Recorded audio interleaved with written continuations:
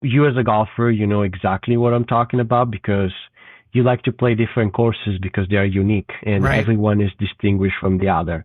When we talk about water conservation, obviously we have regions in the countries that they have too much water, and we have golf courses in other parts of the countries like the Southwest where if you don't have irrigation or if you don't have water, there's no golf. When we look at climate conditions that are getting hotter and drier, it is a rope that pulls in two different directions.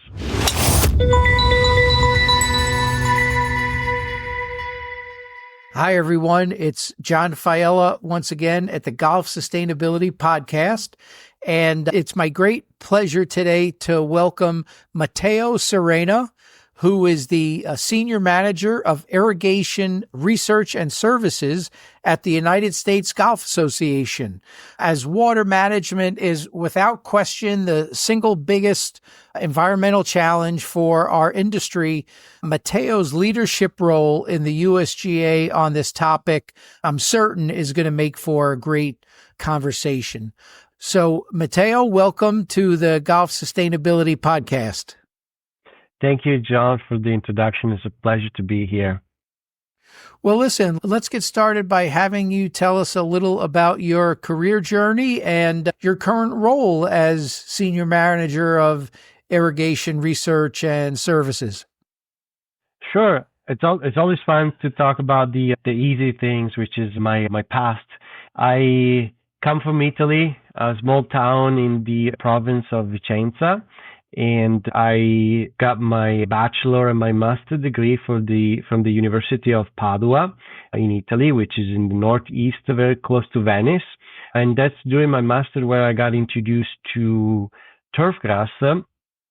And I was working on a project on introducing warm season grasses like Bermuda grass in northern Italy, where with the regulations in Italy and in Europe in particular, changing particular with restriction for pesticide use and the type of management practices, it was a good outcome in starting working with warm season in northern Italy where nobody really had a lot of information. After my period in my master, when I was completed, I was just looking for a job and looking for something to do. And I was offered to come to the US and do one of those student exchange. And my advisor in Italy was a friend of the professor at New Mexico State University, Dr. Bernd Leinauer. And that's where I went, and I did 2 exchange, and then I was offered to start working on a PhD, and so I did that. And then I've also completed the PhD at New Mexico State University, and there I was working also in water conservation, being in New Mexico, being the arid Southwest.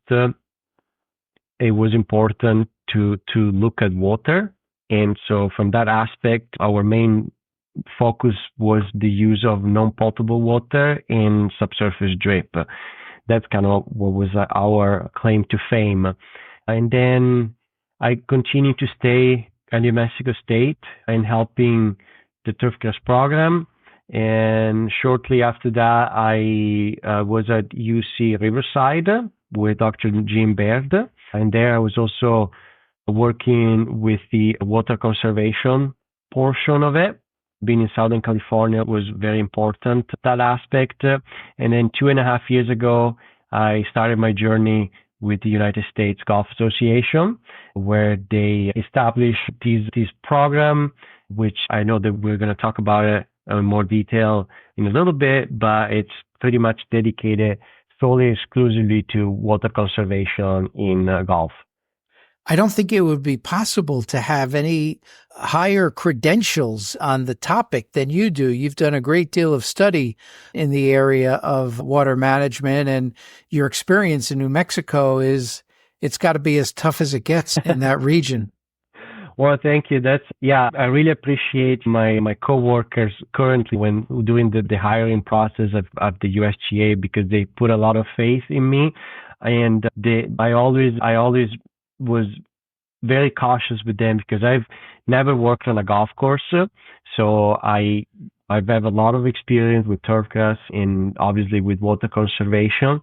And I was always afraid that the aspect of the golf and the golf maintenance was gonna hold me down, but I'm learning. I like to talk to golf course superintendent and to manager, and I'm always saying I got a lot more to learn from you guys than I got to offer. Well, you're being very modest. So the USGA does a great deal to advance sustainability in golf. And some of our listeners may not be familiar with the work of the USGA green section and then as how your program fits into it. So can you tell us a little bit at a high level about the USGA green section and how your area fits into that whole puzzle? Yes. So I know that when we talk about the USGA green section, there is, I'm going to be honest, there's going to be much better and qualified people than I do to talk about it. But green section was established over 120 years ago. It was one of the first section, I guess, for the USGA that was given importance in managing and just advancing the game of golf in terms of, turfgrass resources management. With currently, the green section is divided in 4 different programs. We have probably one that we're most famous is the course consulting, which offer to visit and consult with golf courses for best management. Just give them like an unbiased opinion on how they should manage their course and improve conditions and playability. We have a technical tool sections in which they're working with the famous GS3, which is the smartest ball in golf that is used to measure firmness, green speed, smoothness, and trueness, and also the Beacon application. We have the education department, which is in charge of is the green section education, led by George Waters, and they publish a bi-weekly newsletter that gets sent out for free for every person who register, and it gives lots of good information, current trend in the industry, and then the other portion that we have is the green section research, which is led by Dr. Cole Thompson. And within the research, that's where I fit into. So currently, it's three people. It's Cole Thompson, Daniel O'Brien, and myself. They're working with the green section research. And the green section research was founded in 1982.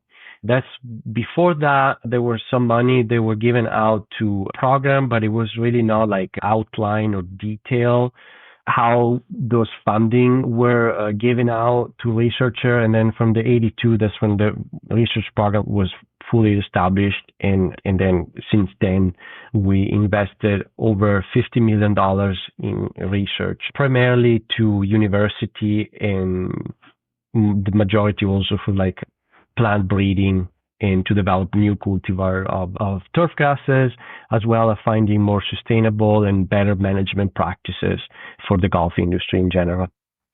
Okay, excellent. Yeah, that whole research arm, and that makes sense. I like the model a lot, where you're not counting on USGA staff to do all the research that you do. You're funding work at all of these universities and really tapping into the smartest minds across the entire country. And then we utilize our agronomist and our education team to divulge the information that comes from the research. Like the education and spreading the research is nothing without like education and spreading the word. So It's all interconnected.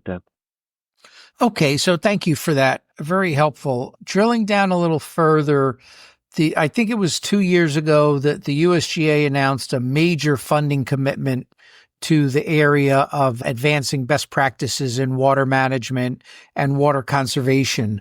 Can you tell us a little about that initiative and how it's going? Yes. So About 2 years ago, the USGA announced the 15-30-45 program, which stands for in the next 15 years, we'll invest $30 million to help golf courses reduce water use by 45%. And so this is what the number stands for. That program was primarily established to show what the possibilities are with new technologies, with underutilized resources. And pretty much the goal is to take whatever research it's available from universities, new technologies, and just say, take it to a golf course situation and see if it works, or trying to identify like why golf courses, for example, not utilizing certain technologies, or what are we missing? Like, where is the missing link of the connection between what the researcher are doing at the university with like small plot trials, then get lost in translation when it comes to like golf course management. Yeah. So I guess to follow up on that, you're making a great point, because I've seen so many associations throughout my career where they're doing great research and putting together great information, but there's often a challenge between putting those learnings and that research into practical application. What are some of the challenges in getting grassroots engagement with your programs to actually utilize and leverage the information that you're generating at the individual course level? A lot of the challenges, in my opinion, is due from the different conditions or the different situations every golf course is at. When I speak with my coworkers, when we talk about a plan or defining some specific characteristics, we always said, well, we should have 17,000 different plans, because that's all the golf courses that we have. And each of the golf courses is going to be like a unique situation. Right. So that's probably like the most challenging part, is the uniqueness of every single facility that we have. And you as a golfer, you know exactly what I'm talking about, because you like to play different courses because they are unique, and right. Everyone is distinguished from the other. And because of that, when we talk about water conservation, obviously we have regions in the countries that they have too much water. And for them, obviously, it doesn't make a whole lot of sense to talk about water conservation, where for the majority of the year, they're trying to get rid of too much water in their course. And we have golf courses in other parts of the countries, like the Southwest, where if you don't have irrigation or if you don't have water, there's no golf. One of my typical presentation, I always showed the Devil's Golf Course in the Death Valley National Park. This is what 2 inches of precipitation gives, bunch of rocks. You know? And with that, it's even further more difficult, because as we know, when we look at climate conditions that are getting hotter and drier, these ultimately result in a higher demand for water. From one side, we have an increase in demand, and on the other side, we are asking golf courses to reduce their water use. So this kind of goes as a rope that pulls in 2 different directions. Interesting. Now, I know with that major financial commitment you made to research, I'm sure there's a lot of work going on as we speak. What type of research has been conducted recently regarding water management? And do you have any research planned in the near future that you'd like to tell us about? Most of the research that we've started or we started looking was kind of like considered, and it's only been 2 years, so it's not a lot of time right. has passed in between. But what we're most excited and what I've been doing so far was kind of utilizing what we call it the low-hanging fruit of the underutilized technologies. So I started doing a little bit of work with irrigation auditing and irrigation system maintenance and upgrades. What are the benefits? And let's say you have an old irrigation system, or your sprinkler head is like 20 years old or so. Like, what are the benefits to changing the heads or raising, leveling. We oftentimes get asked that questions, and there was only one study published in the literature so far. So we decided to start collecting some data with that. And so far, the results have been positive. We've seen an increase in uniformity in the irrigation system when that's put in place. We also seen increase in moisture uniformity, what we call it like MU, that you can measure with a moisture meter. And ultimately, that might not immediately lead to a reduction in water use, although it should, because if you're distributing water uniformly, you are chasing after dry spot less frequently.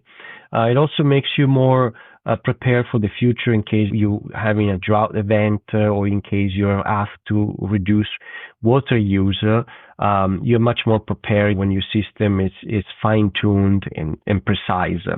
And also, one of the things that we're noticing is the improvement of playability. So when you have primarily like less wet spot on the course, golfers are generally like happier, and there's less complaint on that. Other projects that we're working on is recently we started some trials with native grasses. So one of the major strategies that we've seen being utilized for reducing water use on a golf course is to remove the irrigated turf. There has also been several agencies in southern United States, like I know that Arizona had it in place, Nevada, obviously, Southern California, where they will give anywhere from 1 to 5, I even heard $7 per square foot of turf that you will remove. So you understand that if we're removing 1 acre of turf, even if it's $1, you're talking about $43,000 of money that comes back.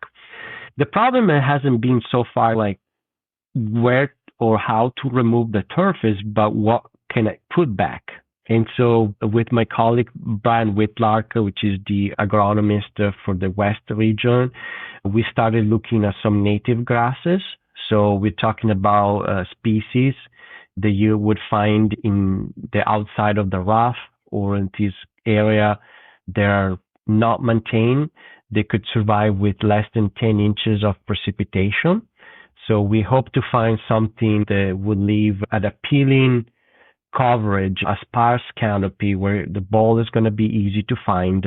You can maybe hit off of there, and at the same time don't use as much water and don't require as much maintenance to be present. We're also looking at other cultivar or species of turf. So I'm working with a couple of golf courses which are trying, and we're putting into drought conditions new cultivars like Tifta for Tahoma 31, which have shown to be more drought tolerant compared to some older cultivar of Bermuda grass. And so we want to see like how those ones are looking. At the same time, we're also experimenting with some of the new material that is about to come out from the University of California in Riverside, which Dr. Jim Baird and Dr. Marta Pujanowska have been working on for almost 12 years out there. And these cultivars have improved drought characteristics and green color, and especially when it comes to fall color retention and spring green up. So hopefully make it more appealing from a golf course. As climate is getting a little warmer, there's a possibility that these grasses might not even go into dormancy anymore. And so you can play on them year round. We're also testing and trying zoysia grass, which I know it's quite popular in the East and in the transition zone. But out here in the West, it's kind of like the unknown. It's difficult to get. There's not sod growers. They're producing it. There's a very small amount. So we're trying to take a look at this grass from a sustainability perspective, and how is it going to perform in the Southwest. So there is several projects happening in Phoenix, some over here in Southern California to try to look at this grass. And then he also asked a question for the future, what we are hoping. So every year we have a call for proposal for the Davis program. And so part of that call for proposal is asking for work in developing like new strategies or better management for water conservation. We're expecting in the future there's something like always comes up, especially like when we have national meetings and we talk to universities and professors across the country. It's always good to have their opinion and have their participation and see how we can collaborate together and just keep advancing the research. Wow, you have been busy. Oh my goodness, I don't know where to start. There are so many things that you've touched on that. Well, number one, I'm really glad to hear about how all of your research is very focused on practical issues to solve problems and address issues in the industry. I can't say that about all association research I've ever come across. So it's very practical, pragmatic work and research that you're doing. I think the goal of having firm and fast everywhere all the time is fantastic, because a golfer like me, man, I need a lot of roll after that ball hits. And to hear about the research in California, where so often grasses go dormant, firm and fast, maybe you get some brown, and there are so many people that are concerned about the coloration and whereas in other parts, like in Europe and in Japan, the coloration changes and it really doesn't matter. But here in the States, you've got the image of Augusta and everybody wants perfect green grass all year, which is a real challenge. But all of the research that you're doing just makes a tremendous amount of sense to me. And the fact that you're doing it with different universities, I think, is all the research that you do available on the website. Like if someone's listening to this and they want to check out some of the things you're talking about, does the general public have access to it? I believe so. So the majority of the research is available. So if you go online and search, especially if you go to the USGA website and you select advancing and the research in the Davis program, you find at the bottom of the page that there is like the archive of all the reports. Okay. I'm not saying like issue, but one of the limiting for that is that this yearly report is over 400 pages and it's a very technical and full of detail. So part of the work that I was mentioning before, the education program of the Green Section has been doing is taking some of these research, some of the projects that have been finished, and I think the goal was 6 to 8 every year, and publish them within the Green Section record to be more digestible and a lot easier to understand for either the general public, for the golfers, and for the golf superintendent. So that's probably like the best resource for this type of information. We also oftentimes work with the GCSA, the Golf Superintendent Association of America, and they're great on like picking up a lot of the projects. This is in collaboration, and so they take this information and with their team, they promote the information or the research to their network of superintendent. Okay, that's excellent. So really, the Green Section record is where the most digestible. What we'll do is in the show notes for this episode, Matteo, we'll have a link to the page of the website where people could see the Green Section record. When it comes to water, and I know this is a big issue on the West Coast, and it'll probably become more of an issue across the country. There's the whole issue of regional regulations and water limitations and regulatory changes on when water can and cannot be used. What are your thoughts on kind of the future challenges that the golf industry is going to face around water restrictions and regulation? A part of the problem or in my opinion, the work and that needs to be done is on public perception. I think we always have, and we always hear golf courses are not producing crop, and it's an elite sport. And so when it comes to water restriction, usually those are the one on the spearhead. They're always facing that problem.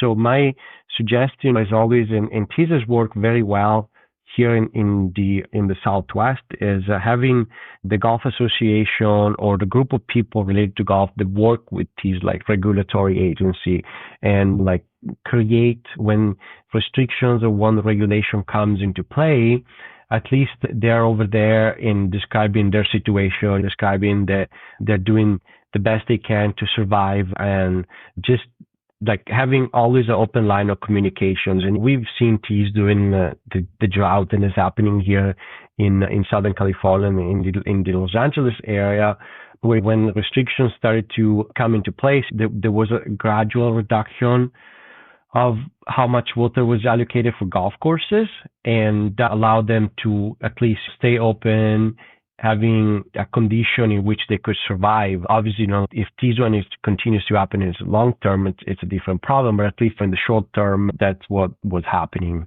So interesting.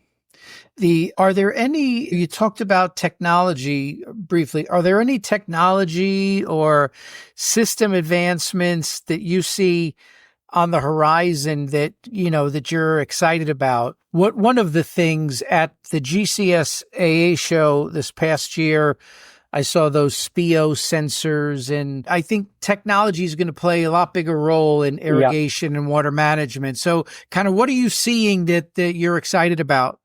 I think I've talked to this to some of my colleagues, but I always make the example of the house thermostat, right? When you set your thermostat on your house, you are trusting that it's measuring the temperature correctly and is adjusting your heater and your cooling system the right way to maintain that temperature that you set on your thermostat. When we talk about irrigation and how much water you should be applying, we should think that we need to get to a system where it's like the thermostat. So that you are setting, let's say I want to have a certain percentage of moisture on my soil, or I need to deliver a certain amount of water to my area.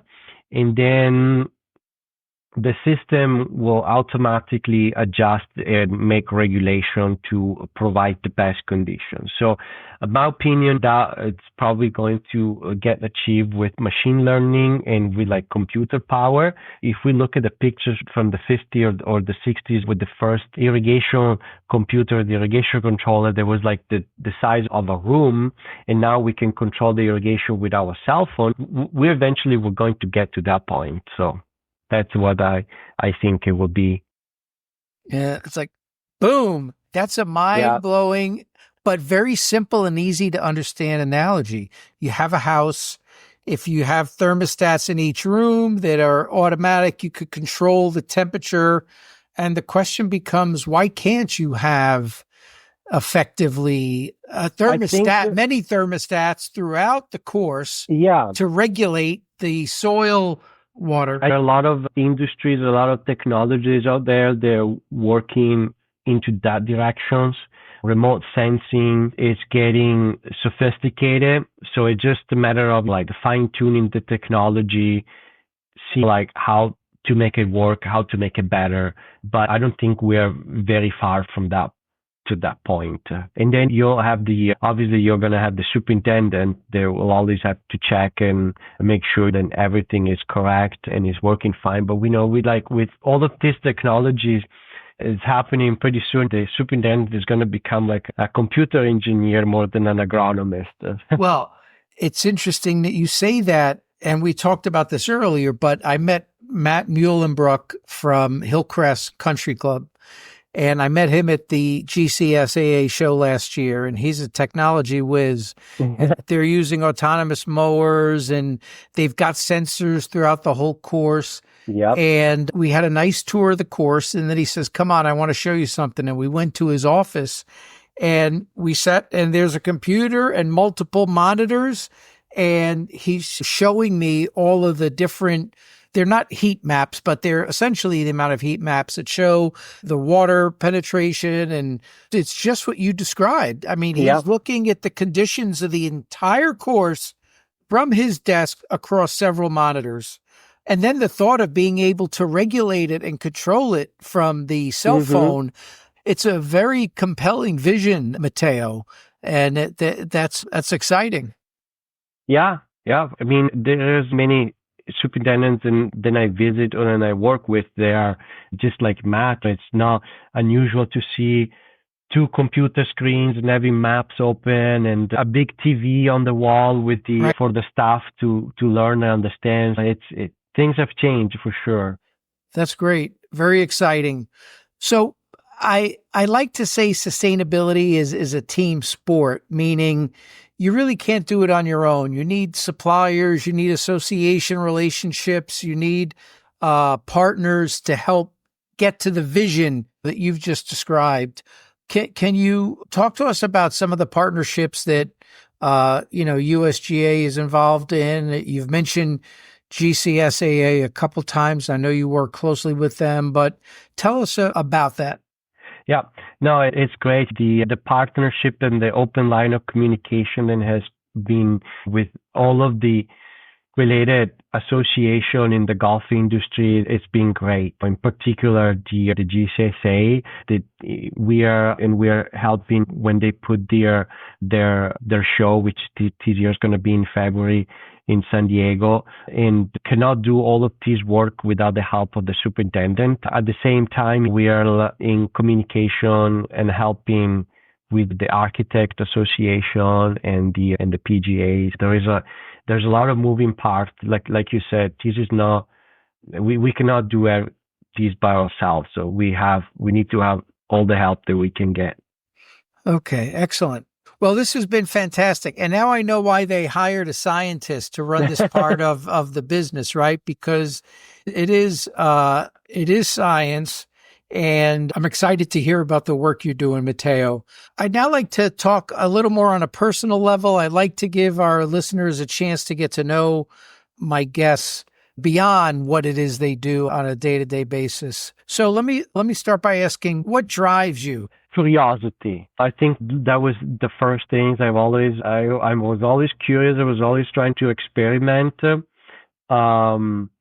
What really got me to this point was that after many years of research with the universities, I wanted to get to a point where I can apply that research to a real world situation and to help golf courses. So that was how it happened. Okay. You weren't the kind of kid that blew things up in the backyard, were you? I always had plants. I had pots everywhere with sticks planted in there. Right? Learned that you could pretty much make a tree you take a branch, put it in the soil. Always had flowers growing and herbs. No, I've always been a plant guy. Is that right? Oh, yeah. That's interesting. It's funny. There's a number of superintendents that I've had on the show, and they knew when they were a kid that they wanted to do something outdoors with grass. Yeah.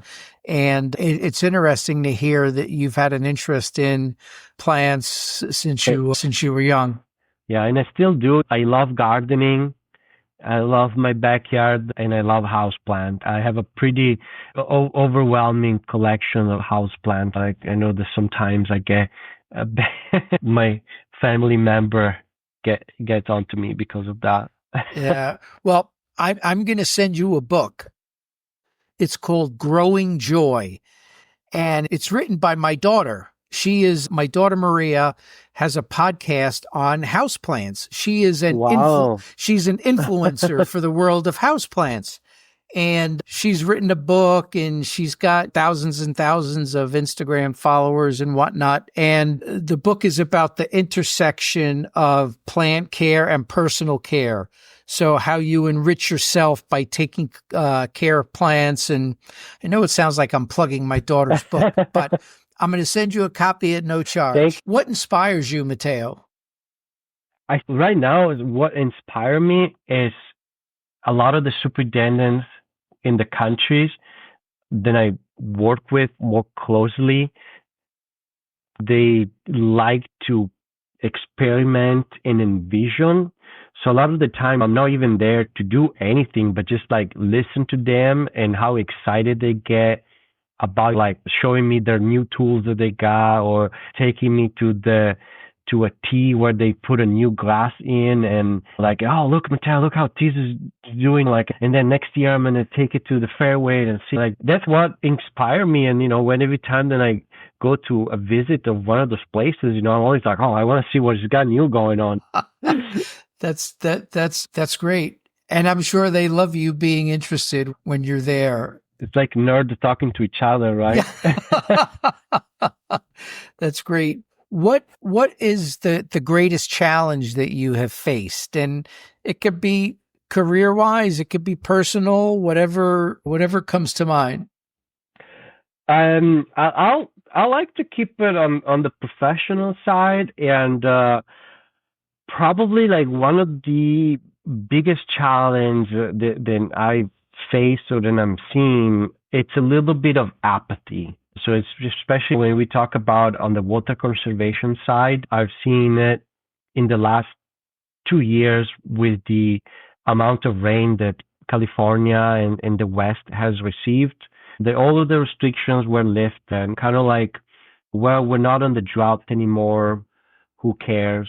And not everybody's like that. I have to be honest, but it's kind of like the general trend. And then who knows? Maybe in next year or in the next few years, we're gonna reach again onto the drought, and then my phone start ringing again, like, hey, what can we do? Or just it's just this fluctuation where things, they're always pressing when it's hitting your own backyard, but a lot of the time, just the general, not thinking too much about what is going to be the future. Yeah, that's an interesting thought. So when it's a crisis, people are into it. And when it's no longer a crisis, people aren't as focused on it. So how do you keep people engaged on the topic? Okay. Finally, what would you like to leave behind for future generations? I know you're too young to be thinking about your legacy, but talk to us about that. I think as a researcher, I always get publications out, and that's how you communicate your research results. Hopefully, like for the future, when they Google my name or they're searching about something about like water conservation, my name and my research is going to come up. I think that's probably going to be I hope that it will be a good legacy. That's great. Well, listen, I'm excited about the work that you're doing. I think you're clearly going to accomplish great things, and the work you're doing is critically important, Matteo, because look, I think that this whole area of water management, it's the single biggest issue that the industry has to address to change the perception of of consumers that golf is good. Yeah, there's no doubt about it. Thank you very much for being with us today on the Golf Sustainability Podcast. Thank you, John. And to our listeners, thank you for being with us here today. And this has been a great conversation. There aren't many people that have thought more about this issue of water management and conservation than Matteo Serena. And when you think about his academic background and his scientific knowledge, we've really had a treat here today to talk to someone who's on the cutting edge of research around water management in our industry. And Matteo is exactly the type of guy that I like having conversations with, who are industry leaders that are going to make a difference in our pursuit of sustainable golf. Thank you to all of you out there for listening today. If you enjoyed the conversation, please subscribe to the podcast, tell your friends and peers and colleagues about us, and keep listening to the show. Thanks very much for joining us today.